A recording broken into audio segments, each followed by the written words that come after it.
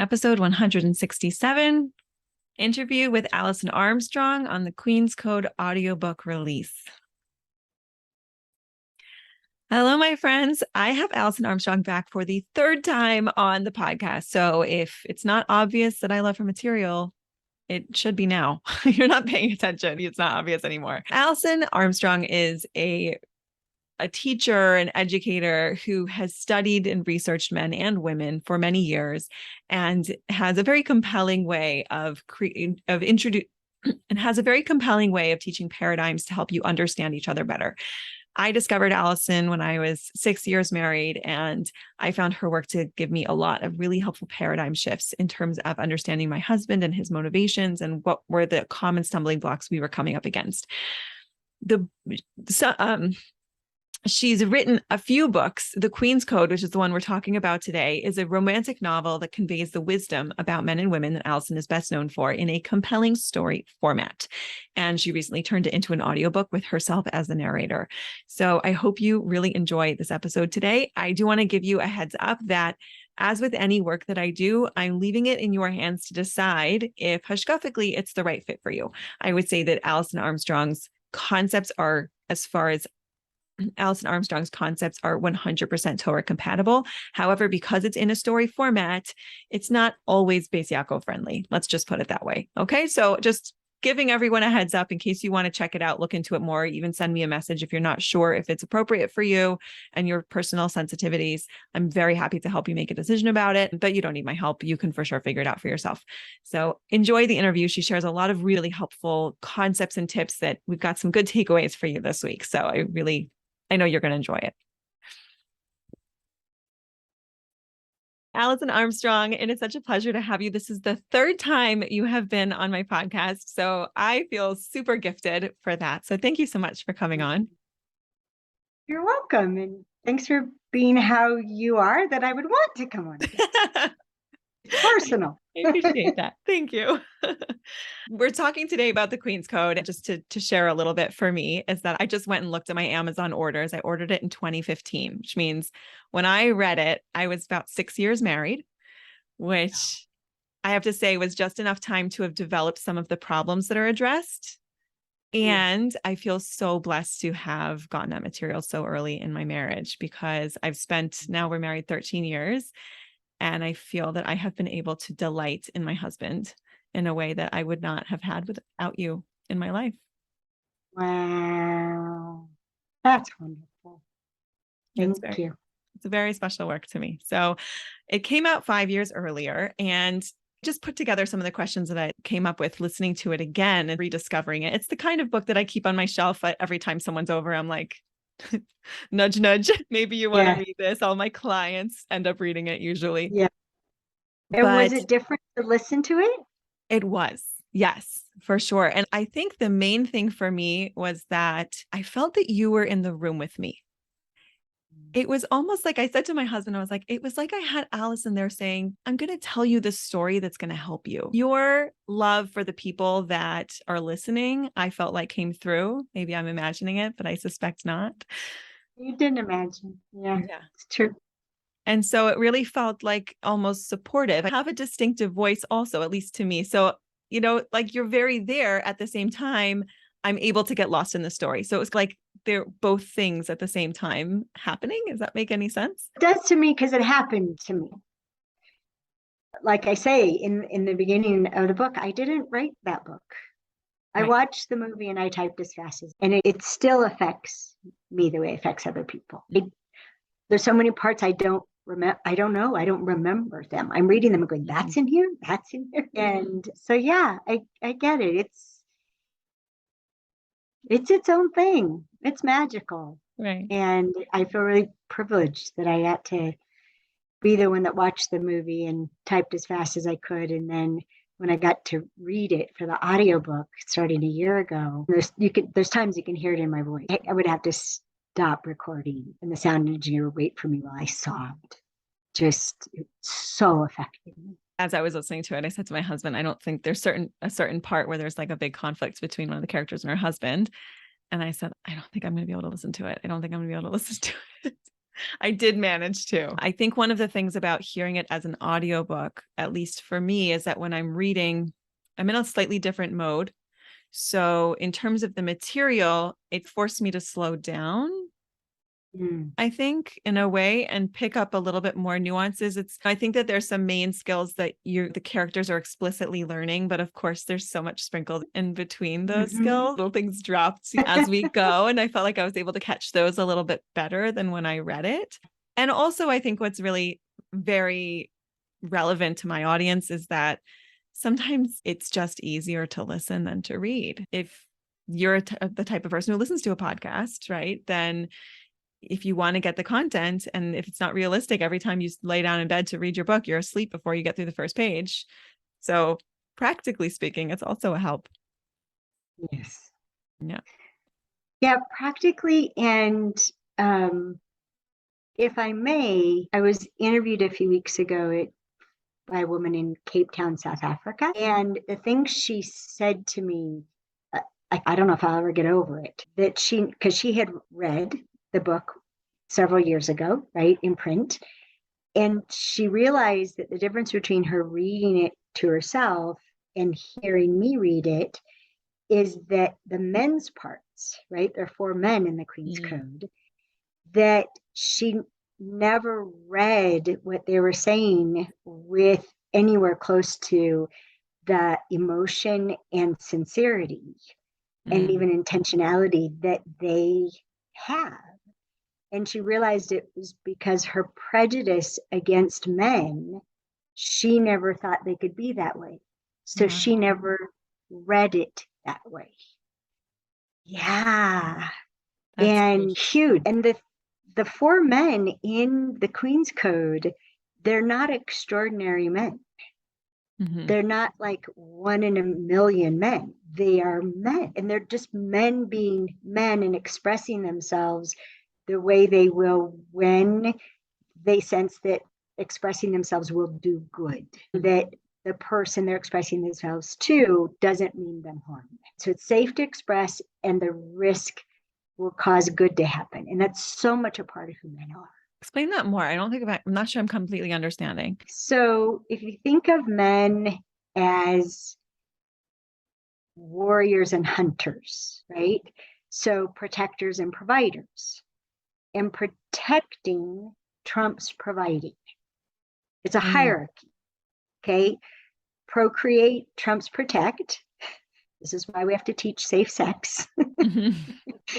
Every species risks its life to procreate, every species on the planet, flora and fauna. And then protect trumps provide. So we mostly want men to provide for us. But if they perceive a threat to us, then them protecting us from that threat. Honey, I know you want a new couch, but we don't have enough money in our savings account to get through a bad time if it lasts too long. Yeah. So I'm going to say no to the couch. So he'll veto providing in order to protect us. Well, then if he senses a threat to himself, then protecting himself trumps providing for himself, trumps providing for somebody else. Protecting himself will carry the day. What's natural for men, their default relationship to communication is concealment. So they conceal anything that they think could be used against them, which means they're going to conceal what's important to them, because that could be used against them. They're going to conceal their attachments to people, because they could be used against them. They're going to conceal their emotions, because those could be used against them, and their feelings, which I distinguish between the two. They'll conceal just information. They'll conceal their plans. Anything that someone could foil or use to defeat them, their natural thing to do is to conceal it. Unless they think the person can't hurt them. This is how I've learned so much sitting next to men on airplanes. I didn't know their name. I didn't know where they lived. They told me things that they're like, my wife doesn't even know this. They knew I could not hurt them. And then men who've allowed me to learn through them now for over 30 years, I've proven I won't hurt them.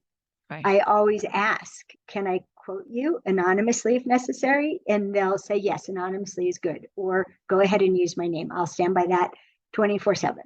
But I'm always protecting them, and they know that I don't throw anything back in their face. And it's the same thing in an intimate relationship. A man will tell us what's going on with him, tell us what he's feeling, tell us when he's afraid or angry, if we don't use it against them.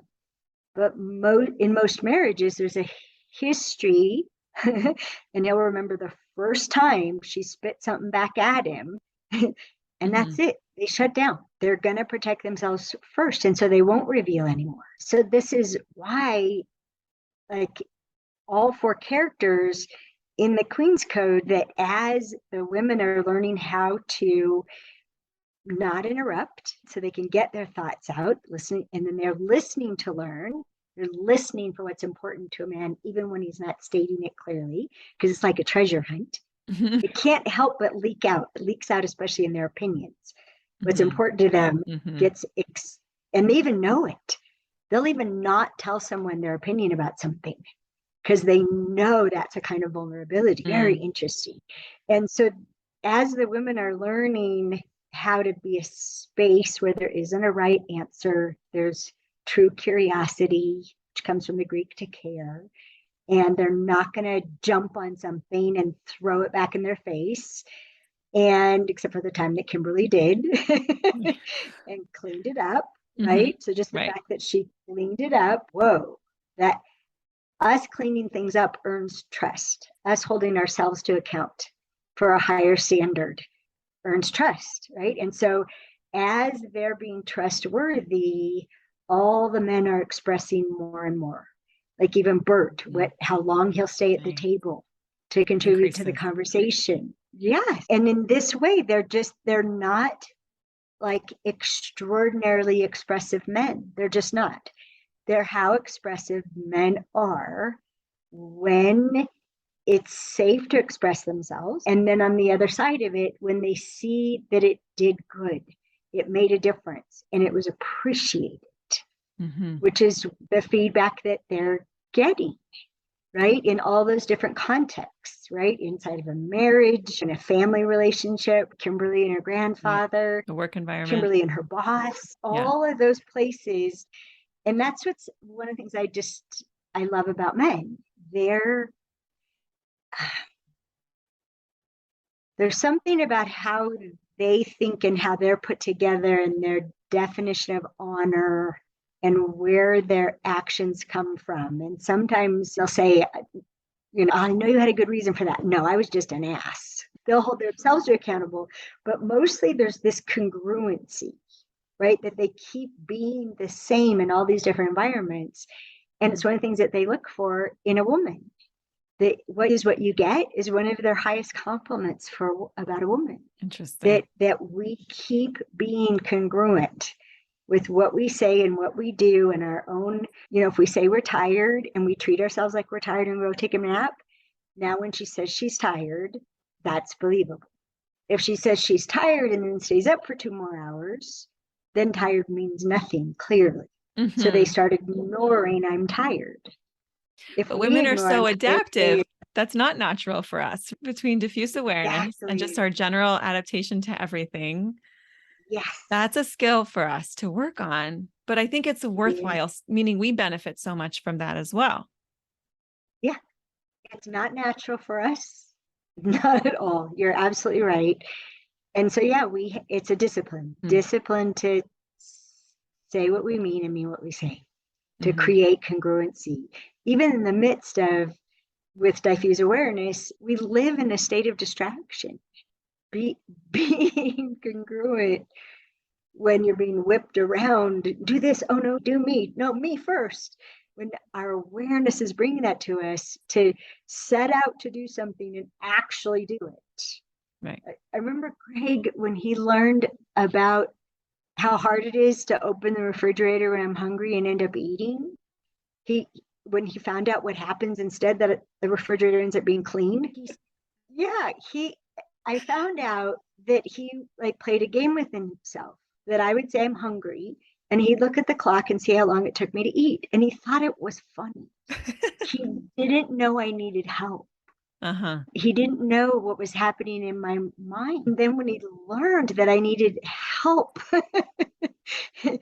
everything is yelling at me to do it. Mhm. and oh, and then that's when he took on, and this was a long time. We'd been married for probably 20 years. When he said, well, could I make you breakfast? Which I did a girl thing. I thought, could he make me breakfast? Could he make it right? Uh-huh. No, there's no way he's going to make it. So I said, no, I don't think so. Could I get the things out of the refrigerator? And I thinking, okay, Clever. yeah, he's so clever. I think, how can you blow that? Okay, so I need eggs, spinach, and vegetable broth from the refrigerator. Can I get you the pan? I need this pan. So that's how he prayed. He's like, first then he got the pan. Then he got the eggs, the spinach, and the broth. Okay, everything's ready for you. And then he started watching. He's like, could I get certified in this to do it right? Could I? Maybe. And okay, if he got it wrong, what's the worst that could happen? It just wouldn't taste that good. Okay, I this can is worth handle it. teaching. That's amazing. And yeah, and men don't know when they say, what can I do with it? We're thinking, what can you do? My way.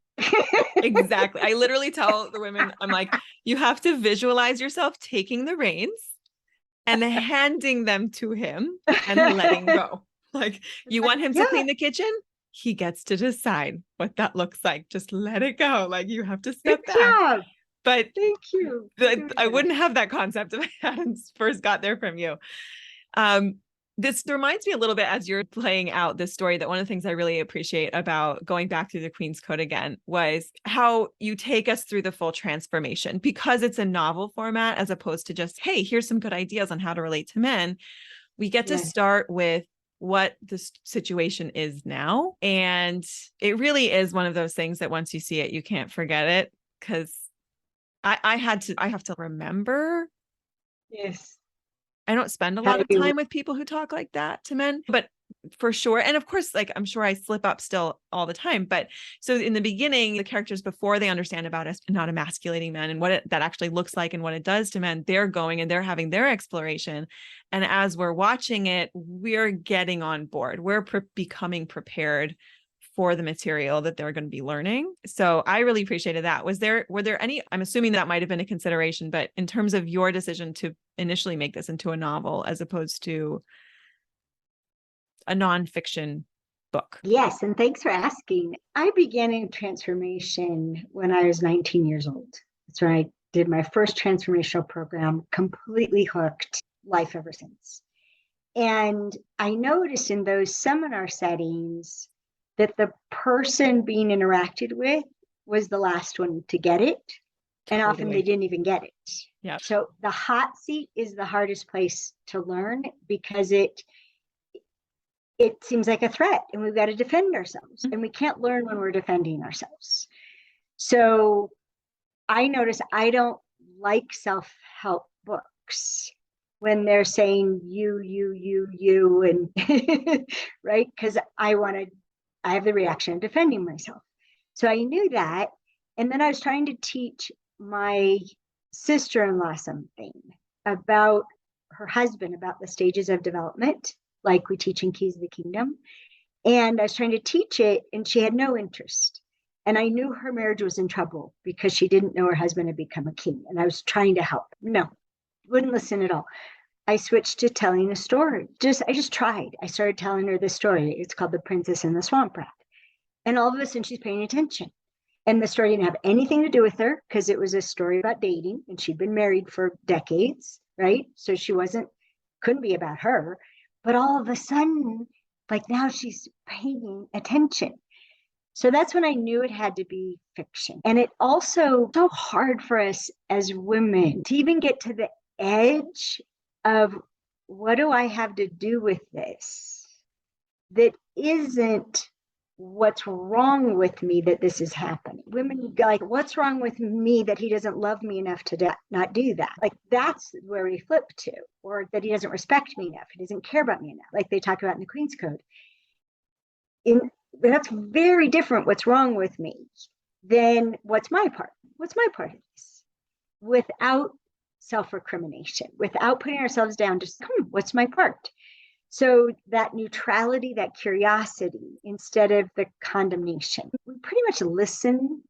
A man taught me early on, men listen accused. I think as women, we listen condemned. We're just accused. We're condemned. And so to be able to see other women, not us, struggling with all these different justifications for taking power away from men. They all have different reasons for doing it, different reasons it seems like the right thing. Like Karen has this standard and isn't, what's wrong with having a high standard? And Kimberly has all this fear, right? And Melissa has all this anger and resentment, right? So they have different reasons for doing it, and getting to see through their eyes and how they're coming to terms with it. We get to do where the shoe fits, wear it, right? Nobody's pointing a finger at us. Yeah. We just try down. Yeah, and we don't there's nothing to be on guard for, right? Listening to this story that, you know, has its own gravity to it, right? So easy to get caught up in. And I don't know if you know this, Kayla. You do. I didn't actually write it. I read what you've written about your experience writing it. Yeah, I watched a movie and typed as fast as I could. And so, like, things like, tell me about the character development. I didn't develop them. They are, right? They showed me themselves over a period of about 6 weeks in their lives. And I got to get to know them just as when people are listening to the audiobook, you get to know them, and they're unfolding before the women in front of them. And the women are getting to see themselves and love themselves more and forgive themselves and hold themselves to, I'm better than this. Instead of some shame on you, you should be better than that. No, I am better than this, and I want to be better than this for me. So those questions don't work. It's pretty funny. Just happens. You were a vessel. Funny. Yeah. Yeah. Well, I do have one question about the characters though, but not necessarily your decision, since it might not have been a decision, but what would you say, I guess, because I love that you have a single woman and a married woman. So we can see how this, and also one of them's a teacher and one of them works with men. So you're able to see all the different situations. However, the one with the kids is the one who is struggling the most. And I don't know that I connected to her objections, but I connected to her life situation. The other two women seem to have a lot of freedom. They had a lot of financial freedom and time freedom.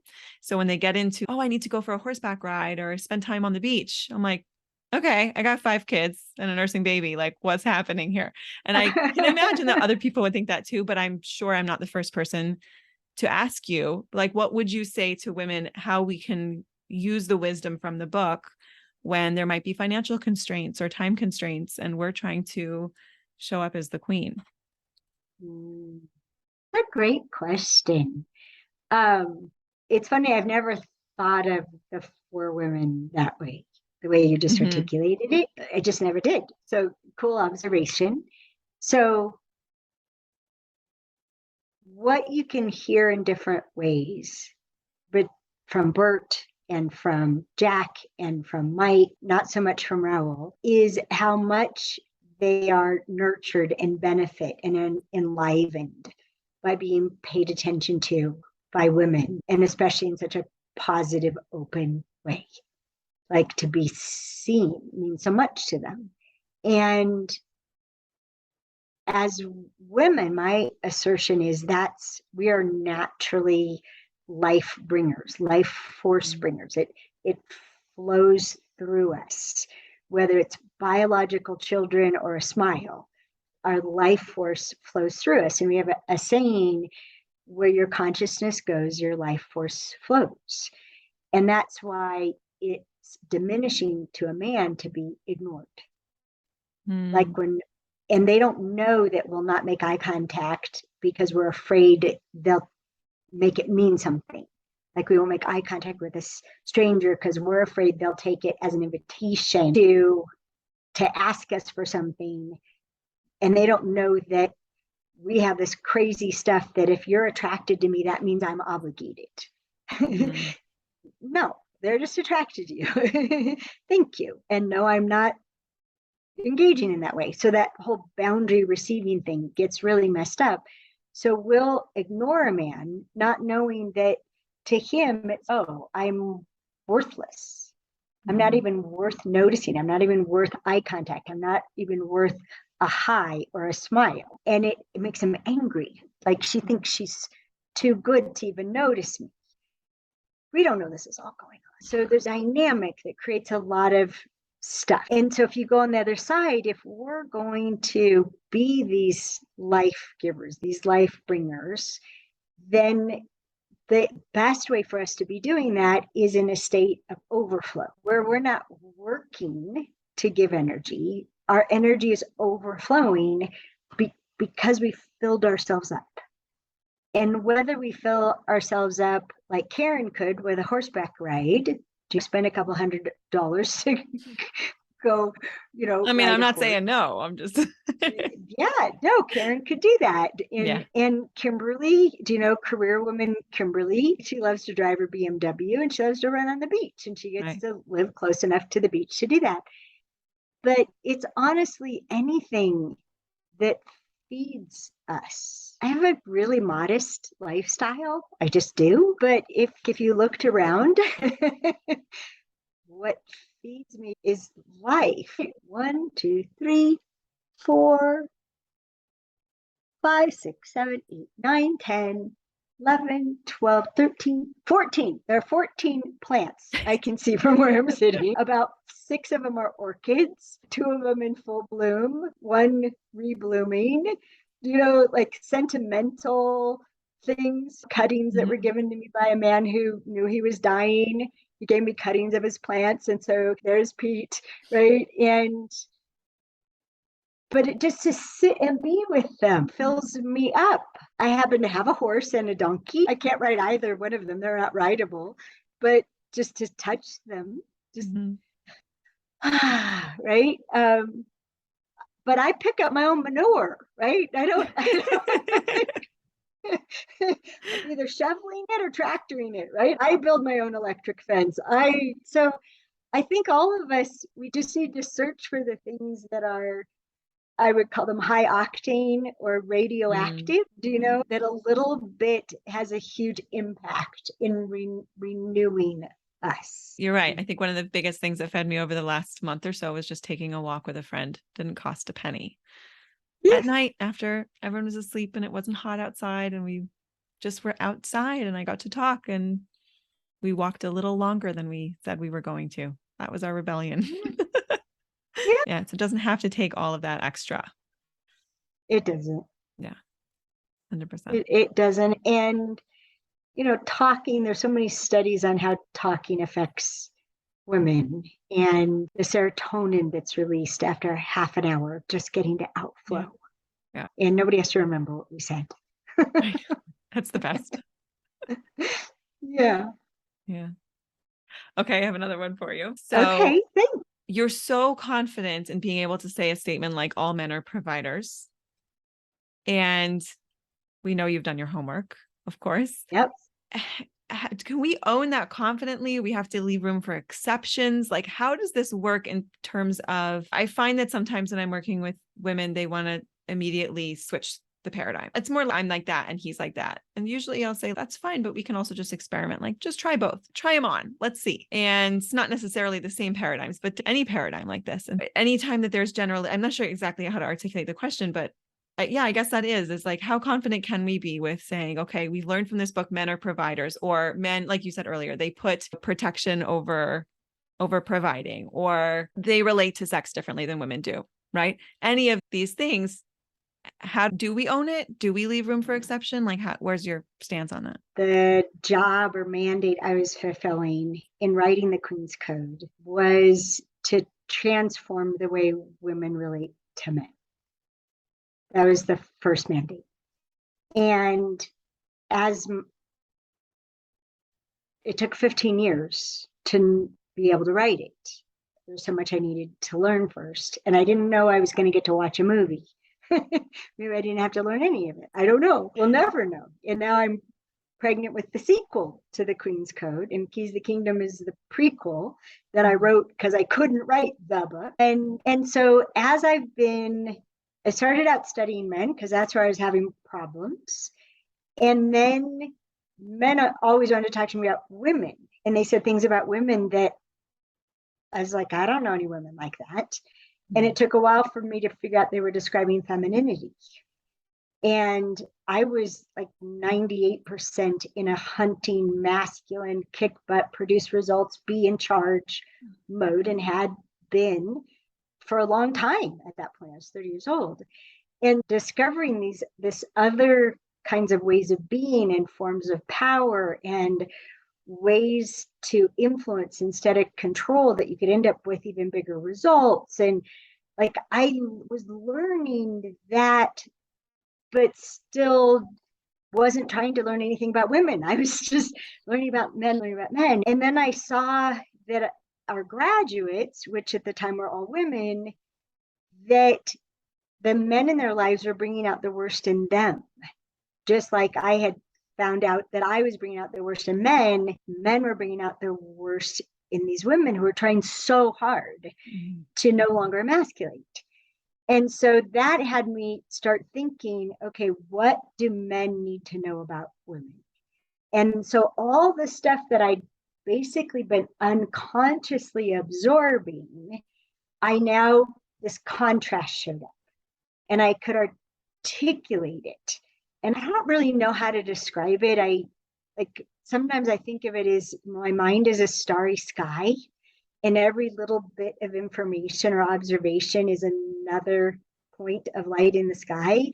And then when someone gives me a particular question, or there's a result somebody wants, or I see a problem, I look up into the sky and all of a sudden a constellation appears. Oh my God, that's connected to that. I didn't know. And every time I think, how come I didn't see that before? Every time, I'm wrong that I didn't see it before. I'm human. So what happened is there's all this stuff I was discovering about men, and then reflecting and seeing all these things about women.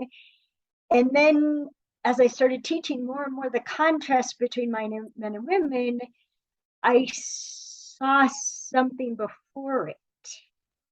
That before male and female, before testosterone and estrogen, which then as we get older, levels change. And so men get more like women and women get more like men, right, in our brains. I saw that before that distinction, there are human instincts.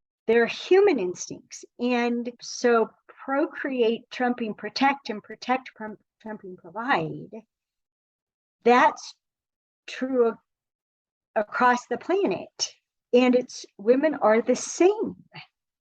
This is a way that men and women are the same. And young people, you can see creativity in a young person.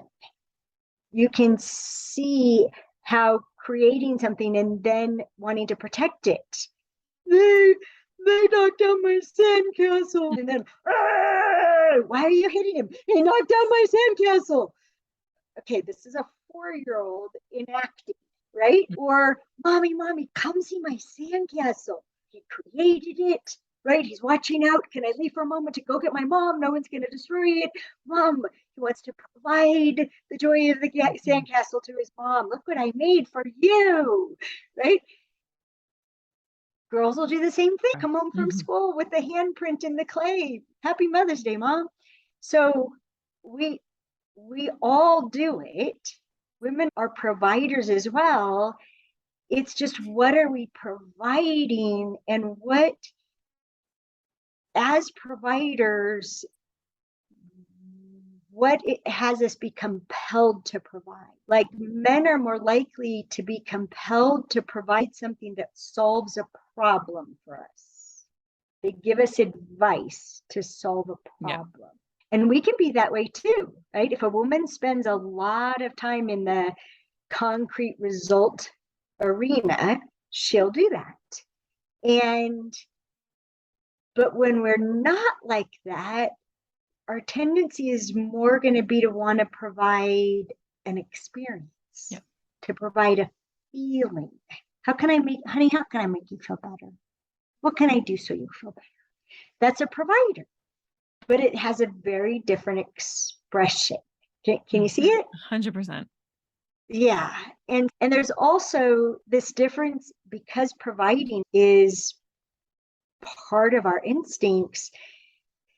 We'll even I call it decide and provide. We'll decide what somebody needs and we'll force it on them. There's force in it. There's control in it. Here, you have to take this advice so we don't have this problem again. Versus, or here, eat your chicken soup. You'll feel better. You'll feel better. And I need you to feel better, damn it. Yeah. Is there anything you need from me? Is there any way I can help? Force versus offer versus a space. You want to come into my kitchen and I'll make you some tea. It's a space we're inviting into. And I think for each of us, whether biologically we're male or female, or whatever's going on in our brain, we have higher levels of testosterone or estrogen, just to name a couple. It's for each of us, and this is why I'm so passionate about honor yourself first or all is lost. For each of us to decide what would be a privilege to provide. What could I provide without sacrificing my own well-being? Because my own well-being is a contribution to everyone. If I put my own well-being first, then I am not a pothole in the road of life for someone else to trip or to give someone a flat tire. Because when we're upset, when we're off balance, when we lack vitality, we're now a negative in the ledger. So we have to get ourselves to a place of, I'm fine. How are you? I'm fine. That's actually a high state. You think we're supposed to be great and wonderful all the time. Fine would be a miracle if everyone on the planet were really fine. I'm not in need of anything in the moment. Right? I'm fine. Not a good neutral for me. And then to take it just a step further to the, how can I overflow? And what do I want to overflow at? Right? Because we can overflow as different qualities and they all have a different impact. So yes, I can state unequivocally, men are providers. I would say the same thing. Women are providers. Human beings are providers. And we all are happy when the people around us are in a providing state of either offering, so a space, or being accountable. I got that. I'll like Dan said at the end of our road trip, he was filling up hit the gas again. And it had started at the beginning with, oh, I hate the stinky part. Would you do it? He said, it's stinky to me too. Would you please do it anyway? At the end of the trip, I'd had enough consistency in how much I appreciated it that he just said, I got it. This is just mine. So he became accountable for pumping the gas. So it went from a way that I asked him to help me to something he said, I got this. This is my job. And that is a beautiful gift. Accountability is a beautiful gift. Yeah. As long as, again, it's not forced, that someone's being accountable for something, that it would be a gift to us for them to be accountable instead of, why are you trying to take what's mine? Very complicated. I think that's a wonderful thing to percolate though for this audience is like, what do we want to be overflowing with? The imagery I always give is like the mom, because a lot of my women have a lot of kids, is can you be the happy charging station? Like, this is how I imagine myself. I'm on the couch, like nothing's really happening. And they just like gravitate over, recharge, run off back to their life. That's how I know I'm doing it. Right. Yes. But just having that, and that also gives us back that individuality of each of us is going to overflow in a slightly different way. And what is it that we want to be providing? It's very cool. I could go on, like what you just said, fired so many neurons for me. I could go on forever, but I have to ask you one last question before we lose time. Just before you do though, I want you to say those two things are worth going on forever about: overflowing and accountability. Yeah. They're worth the and it's even something that you can ask, honey, what would be a gift to you if I were accountable for it? And can I tell you the things that are a gift to me? that you're accountable for. And then that leads to, is there something you, if I were accountable for that, it would be a gift. And so you interacting at the level of gift instead of supposed to changes everything. And then even the concept of overflowing, instead of trying to be patient, when you're fresh out of it. So just thank you for calling those out, because literally someone could spend a couple of years just on those two things and life would be amazing. Okay. More takeaways. What did you want to ask? Okay. So what's come up a little bit recently is there's a lot of middle prince in my community. I think my husband personally, I think, is racing to try and be your first king, like youngest king crowned. He's just like racing through the stages.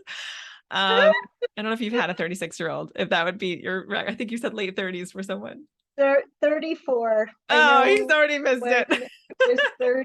Was 34, but I knew him in high school and he was so earnest, even in high school. Yeah. Anyway, so I just have to ask if you have plans for Keys to the Kingdom to also become an audiobook. Keys to the Kingdom is an audiobook. No, it's not. Yes. Okay, great. I know what I'm doing next. Yeah, Keys to the Kingdom, the audiobook is now available on the Alison Armstrong mobile app. Okay, great. And it's been on Audible, I think, since 2012. It's consistently in the top 10% of audiobooks that are sold there. Yeah, Keys to the Kingdom. And it's why people waited so long for Queen's Code to be on audio. And yeah, it's there. Wonderful. Okay, so we've got... My voice was higher then when I recorded it, but I won't let anybody else record these because no one else watched the movie. Those were both movies that came through. Amazing. All right, we hopefully we'll have lots of people who get an opportunity to listen to now both. And anything else you want to share about that? I know that there's more to just the audiobook. There's the app you just mentioned. Anything you want to specifically direct people to? Yeah, the Queen's Code is only on our app. You can't get it on Audible. And there are a whole bunch more things that are going to show up on the app. And I'm also doing something called your Queen's Code Journey, which I plan to keep doing because the book is so intense. And you're learning in 10 hours the distillation of what I learned in 20 years. So it's mind-boggling in some ways. So I answer questions of people at chapter by chapter as they're listening to the book. So I just finished one whole batch of that. And the best of that is being edited into the next Your Queen's Code Journey. So people participating in the second one, I call it J2, the people participating in the second journey get the best of the first journey. And that'll just keep happening as a way to help people understand and absorb and implement. And one of the things that we do in the journey is you get to customize the vow for yourself. You get to create your own code of honor, not only the way that Claudia states it in the Queen's Code. Very cool. All right. Thank you so much for your time. Thank you for coming on and sharing this with us. Oh, thank you. And Kayla, thank you so much for how many people you help and pass it along. My goal's never been to be a best-selling author. It's been to be best read or even best pirated. And so for you to learn and turn around and teach and provide in your own words, it's charming the way that you put things. Thank you. I love it. I really love it. Thank you so much for doing it. Thank you so much. It's always such a pleasure. Mwah! Great to see you. Bye, Kayla. Okay. Bye-bye.